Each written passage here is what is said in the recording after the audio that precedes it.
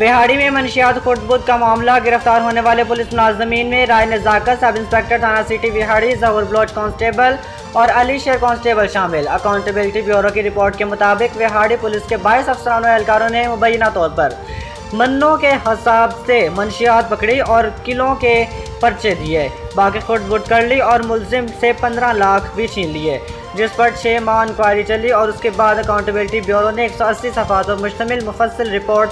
पेश की, IG को भिजवा दी थी, जिसमें एहलकारों पर मुकदमा और डिसमिस फॉर सर्विस करने के सिफारिश की गई थी। जिन जिन पुलिस मुलाजमीन के खिलाफ कार्रवाई की सिफारिश की गई है उसमें मौजूदा SHO फतह शाह, शाहिद इसहाक गुज्जर, सब इंस्पेक्टर्स जब्बार भट्टू, शौकत भट्टी, मोहम्मद अफजल, ज़ैकम नवीद वड़ाइच, ASI रऊफ गुज्जर, कांस्टेबल और ड्राइवर वसीम हैदर, इफ्तिखार विकी, गुलाम मुस्तफ़ा, मोहम्मद इलियास, मोहम्मद अशरफ, इश्तियाक, मोहम्मद अली, जमशेद अली, मुसव्विर सलीम, शाहिद चट्टा भी शामिल हैं।